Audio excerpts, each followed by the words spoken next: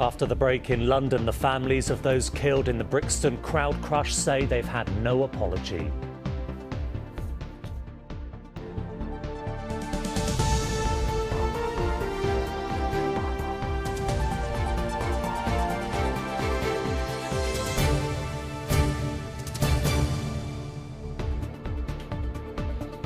Tonight, the families who feel forgotten after the Brixton crowd crush. 6 months after fans without tickets pushed their way into the O2 Academy, relatives of the two people killed speak out. We should be able to pop round and see her, not be popping to a crematorium to spend time with her. We're really angry that we've lost her. Also ahead, Boris Johnson deliberately misled Parliament over lockdown parties, MPs fined, as his constituency gets ready to replace him. Plus,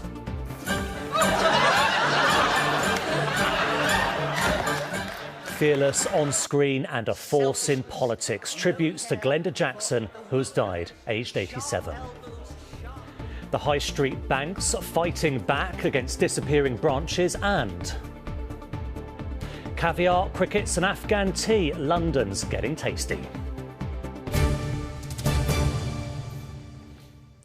Good evening. The families of two people killed in the crush at the O2 Academy in Brixton 6 months ago say they still have not had any contact or apology from the venue.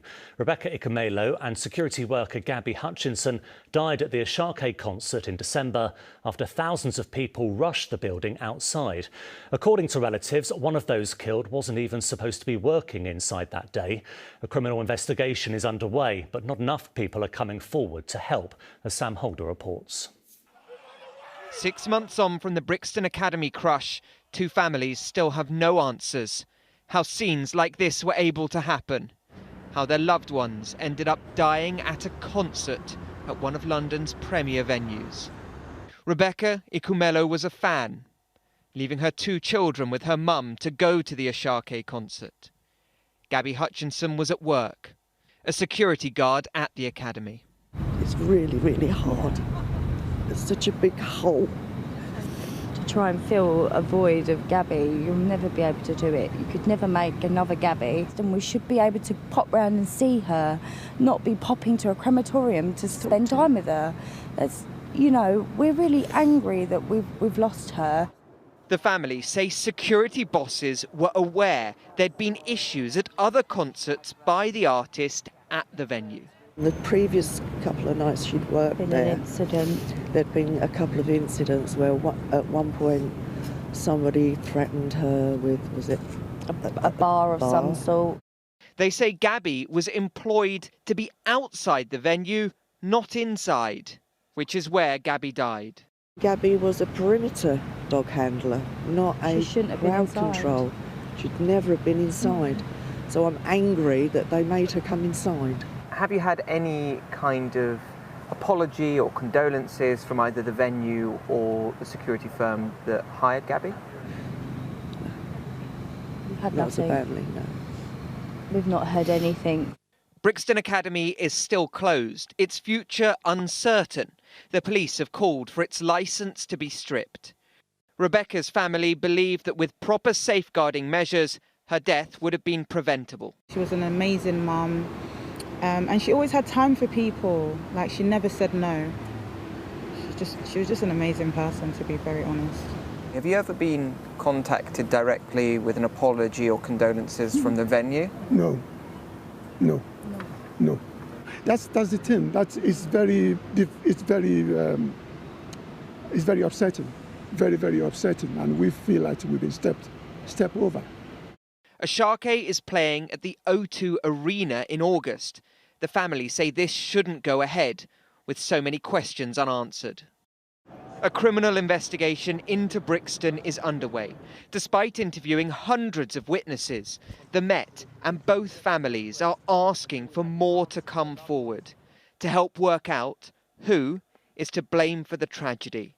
We're only asking for the bare minimum, like, why did she die when she just went to go and have fun? It just doesn't make sense. Why did two people lose their life? Why? Can somebody just answer the question? Why? Sam, what is the latest from the venue and the security company? So, Duncan, Academy Music Group, which owns the venue, say they put out a kind of general statement of condolence, but they didn't address the claims from the families that the venue's never actually been in contact with them personally. AP Security, who were in charge of the security at the event, didn't respond or didn't want to respond to the allegations. They say that because a police investigation is underway, it wouldn't be right to address them. On the police front, I mentioned at the end of the report that they're still trying to find more people. They have interviewed hundreds of people already, but what they're looking for is videos taken by people at the scene who might have been able to pick up conversations, perhaps by staff, perhaps by other people, that could give more of an indication about where the responsibility here lies. OK. Sam, thank you. Boris Johnson was reckless and deliberately misled MPs and the committee dedicated to investigating him. The Uxbridge MP would have been given a 90-day suspension from the House of Commons had he not resigned the day he got the report. Today, the official date for that by-election was announced, the 20th of July. Rags Martel has more. Is this the end, Mr Johnson? Out for a jog this morning. You run out of roads? But Boris Johnson couldn't run away from his troubles. At Westminster, one of the most brutal reports ever handed down to a former Prime Minister. The House of Commons Privileges Committee finding he deliberately misled Parliament for making statements like this. But I'm sure that whatever happened, the guidance was followed and the rules were followed at all times. Catherine West was the Labour MP who asked him that question. What's your reaction to today's report? I'm really pleased that Parliament has actually worked and that one of our committees has found that the most powerful role holder in the country has been held to account, but also there does feel as though there's an element of just committing lie after lie after lie. If you read the report, you see that behaviour of just lying once, twice, on and on and on. The report found Johnson deliberately misled the House, misled the committee and breached confidence. You must stay at home. But while Downing Street made the lockdown rules, they were also found to break them. His fictional party was a business meeting. And it was not socially distanced. Mark and his sister Kelly lost both their parents to COVID in the space of 15 days. What's your view of Boris Johnson breaking the rules? It's just disgusting. It's absolutely disgusting that him or anybody else that was around him allowed that to happen when us and so many other people were losing members of our family daily, weekly. When you hear that, they're merrily abusing the rules that they've apparently set, and we're walking around a park and my brother has to witness me fall to the ground because I can't control my emotions, that's mentally scarring. By resigning last week, Boris Johnson effectively jumped before he was pushed. But if he had stayed on as an MP, he'd be facing a 90-day suspension from Westminster, an incredible punishment for a former Prime Minister. Defiant to the end, Johnson called the report a charade and a protracted political assassination. Rags Martel, ITV News, Westminster. A man has been charged with the murder of a woman in Wembley. Tejaswini Kontum was stabbed to death in her flat on Tuesday by Kevin Antonio Lorenzo de Moraes. She was 27 years old. Another woman was stabbed but survived. A 34-year-old man has died on railway tracks in Streatham after being involved in a police chase. The Met says the man crashed his car yesterday, fled the scene and was later found on the tracks. The police watchdog is investigating what happened. Next tonight, the Oscar-winning actress and former Hampstead MP Glenda Jackson has died at the age of 87. She became an international star in the 70s for the likes of Women in Love and Morecambe and Wise before entering politics in 1992. Daniel Henry has been looking back at her remarkable life. Glenda Jackson was a woman who could do it all. On stage. I am Glenda Jackson. On screen. Pretty well. Yes.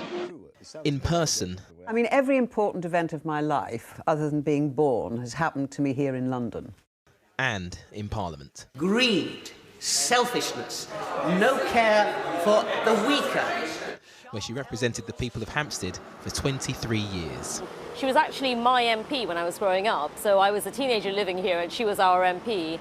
She's a phenomenal woman, like a very devoted MP to her constituency. She came over as being a strong woman and she used to play those sort of roles. Her legacy will remain. She was an amazing woman and a good MP for this area. What one can utilise as mayor. She even campaigned to become Mayor of London, but that didn't work out.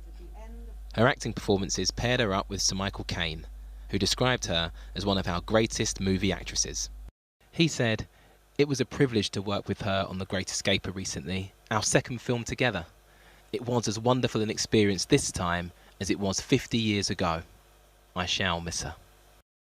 He certainly won't be the only one.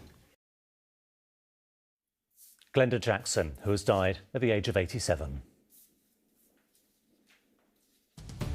Still to come on the programme, Living History, the photographer who captured Jimi Hendrix, Muhammad Ali and life through the decades. But first, figures obtained by ITV News London reveal the alarming rate at which banks are closing, with some parts of the capital left with either none or very few branches. The switch to online banking has left many customers wanting face-to-face service with nowhere to go. But today, an innovative way of banking in person officially opened in West London. Here's our political correspondent Simon Harris. In the Essex town of Shenfield, the banks have done a runner. The NatWest is now a bar.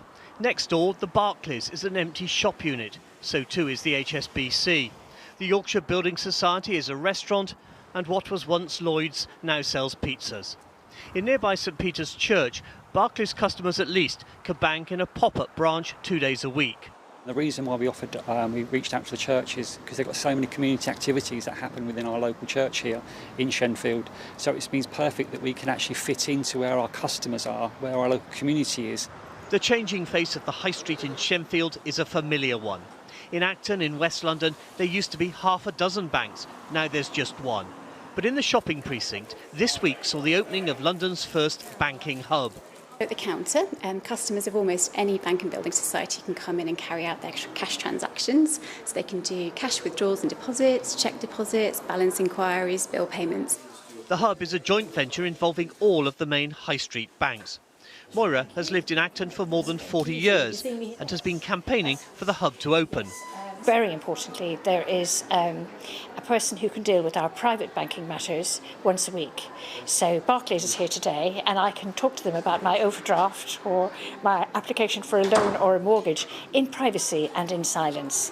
It's tremendously useful. If we're saying that individual branches don't have enough customers to sustain footfall, then I think this is a really innovative model. I just wish it'd be open a bit longer. Already people have said, what about Saturday and Sunday? So it's Monday to Friday. I'm hoping it proves successful, can be rolled out at weekends too. In 2015, there were more than 1,200 banks in London. More than half have closed. And Simon is in Westminster preparing for his show. Simon, what else are you talking about tonight? Duncan, on the late debate tonight, we'll ask whether the march towards a cashless society is unstoppable. I'll be joined in the studio by Labour MP James Murray, Felicity Buchan for the Conservatives and the Lib Dems Deputy Leader Daisy Cooper. Not surprisingly, they've got plenty to say about the downfall of Boris Johnson and the fallout from today's report by the Privileges Committee. 15 years after Londoners chose him to be the mayor, is it the end or merely hasta la vista? And what chances do the Tories have of holding on to his former seat in Uxbridge and South Ruislip?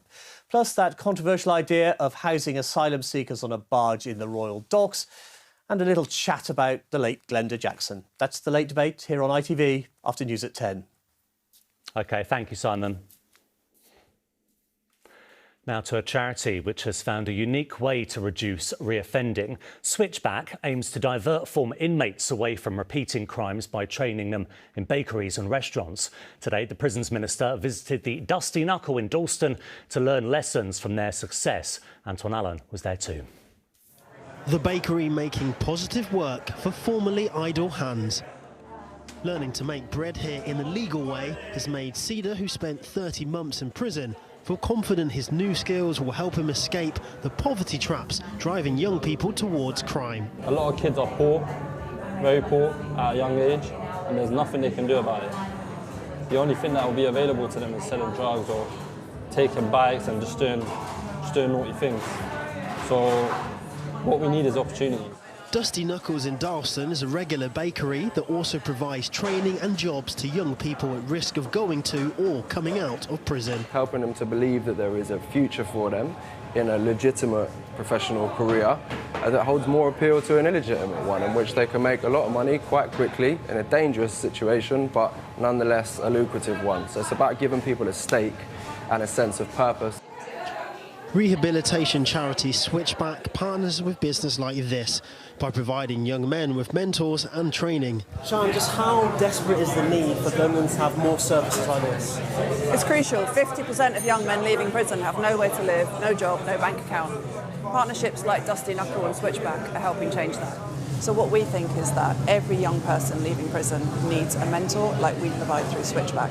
And we're really excited to talk to the government about how we can help them make it happen. Only 9% of trainees on Switchback's course re-offend within 12 months. The national average is 45%. Today, the government listened to their success story, admitting Westminster needs to do more. So look, we do need to do more. We are doing more, actually. There's a lot of investment going in at the moment, particularly on accommodation, for example, to try and reduce the number of people who are leaving prison without somewhere to go to. On Sunday, Dusty Knuckles are inviting the public to come and break bread, whilst listening to more stories of how this scheme is changing lives. Antoine Allen, ITV News. Next tonight, he's photographed everyone from Muhammad Ali to Jimi Hendrix, sold his pictures to Vogue and chronicled everyday London life in the swinging 60s. And yet the work of Charlie Phillips was largely sidelined before finally being celebrated in the 90s. Yesterday, he was given an OBE, and today he's come in to speak to us. Welcome to you, Charlie. How are you? Thank you very much. Thank you very much. Reading about your life, sometimes you led quite a bohemian existence, didn't you? Travelling around, arts and culture. What would that young man make of you going to the castle, meeting Princess Anne and collecting this? I think it was well overdue, personally. And now we're coming up to the 7th generation, and our history hasn't been properly documented. Yeah. And I'm glad I was around to document it from the 60s. You see, one of the things is I thought we'd only spend 5 years in England, and it so happened that it's gone over 60 years, and I've been documenting our way of life. Yeah. But we haven't been given the proper platform over the years. So I think this is why public dominion and public opinion and a lot of people in my community acknowledge the work, and it's also part of British culture as well. And I'm glad the institution finally come to their senses. It's finally come. Let's rewind then. Early 1950s, you came with your family from Jamaica, settled in Notting Hill in a one-bedroom flat. Yes. How did that young boy get into photography? Now, it was this era where there was the Cold War was on, and there used to be a lot of Afro-American GIs, and I used to document them, but I've lost that collection of work. And this GI left a camera.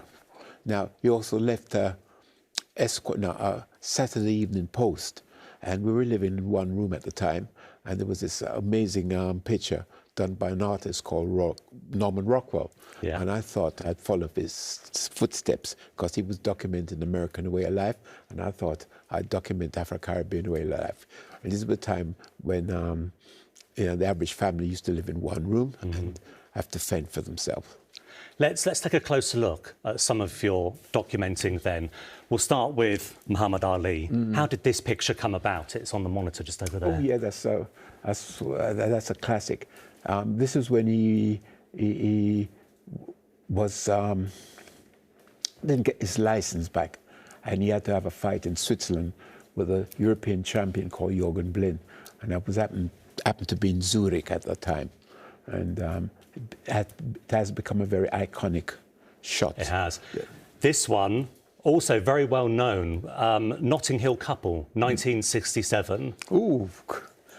You go Tell back us how that this far? one came about. No, well, that one, It was in a house party, and I thought it was such a beautiful couple, and I thought I'd document it. But nowadays it's been used for different purposes. For Multicultural Britain, social workers uses it, and it's been portrayed in a different way. But it's still one of the public favourites for some unknown reason. It's a public favourite. We're running out of time, but I just want to show one more because I love this one. It's some children on the streets, and I think they're off to church because I can see one of them's holding "The Lord Will Knoweth." You just capture life absolutely beautifully. Thank you very much. Thank you, but you know, most of us were from a Christian background, and this was on a Sunday afternoon when they're just coming back from church. And, you know, it was capturing everyday life of England, our side of the story that has been properly documented. It's been an honour talking to you, and I'm glad you got your OBE finally. And thank you very Charlie, much. thank you very much. Thank you very much. Over to Regent's Park now, where chefs from all over the world are showcasing their food at this year's London Taste Festival. Carolyn is there. Carolyn, what's cooking? Well, we've been munching our way through all kinds of food here this afternoon. We've had some tacos made from crickets, we've had coffee from Afghanistan, and we've also had a beautiful cheesecake from the Basque region of Spain. You can really eat your way around the world here, and it's also kind of like a Chelsea flower show for foodies. One of the mottos here is if you don't like a food, you just don't know enough about it yet. They really want people to try different things. And earlier we spoke to a group of people who came here today to do just that. It's minced but produced from crickets, standard. Down the hatch. Down the hatch, absolutely. Let's go. Almost, yeah. It's always good to have this like mixture of such diverse types of foods like right next to each other. Cheers. Good? Delicious. Is there enough here for vegetarians and vegans? I really hope so. I mean, we've made today this dish with a group of people, so pea, whipped tofu and zug, and actually they've been really surprised that they've actually enjoyed it. Stand up. Stand up. Well, 36 of the best London restaurants are showcasing their food here, and Karan, who comes from Hopper in London, is one of them. How important is it for you to be here today? We love being here. I mean, when else would you be in the middle of Regent's Park with all these beautiful people sitting and eating, drinking and having a good time? And hospitality's been through a hard time. Do you think it's recovering now, and how do events like this inspire you?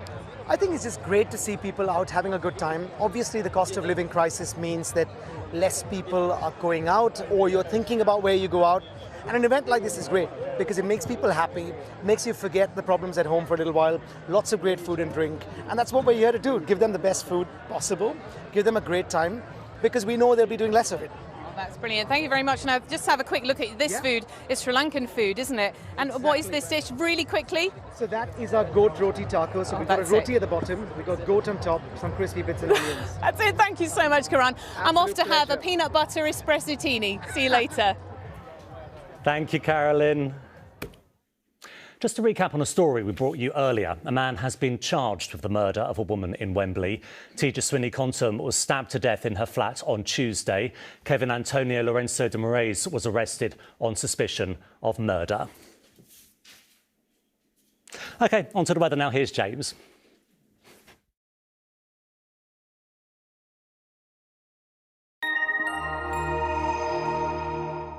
ITV London weekday weather is sponsored by Octopus Electric Vehicles.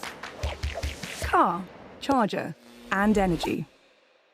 Good evening, lots of sunshine around today and some very warm, if not hot, temperatures, and it's why we are, in most cases across the capital, in official heatwave conditions. 3 days, consecutive ones, where we hit a particular threshold. Things will get a little more humid once again over the next few days. We will eventually start to see the return of more potentially heavy thundery showers, a little bit of a low pressure system out towards the west, just drawing in that more unsettled weather and making it a little more uncomfortable for sleeping overnight. As far as tonight goes, still relatively low dew point, so reasonably comfortable. That said, it is still going to be warm in town, lows of 15 or 16 by the end of the night. We're looking at 12 or 13 Celsius in outlying areas, and of course there's not much of a breeze really to help churn up the air. Tomorrow then, more of the same. Lots of sunshine around, still on this slight easterly breeze. That's going to introduce some slightly fresher conditions out across eastern parts of the capital, just drawing up some slightly fresher air through the Thames estuary.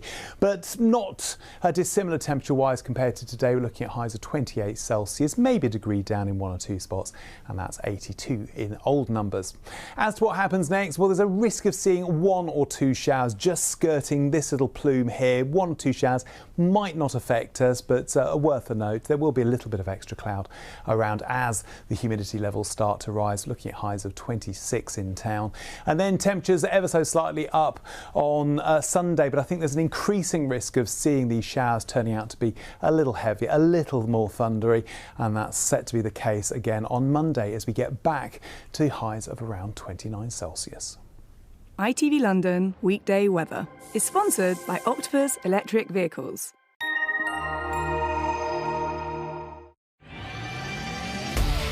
Hello, summer. Piri sponsors ITV Pollen Count.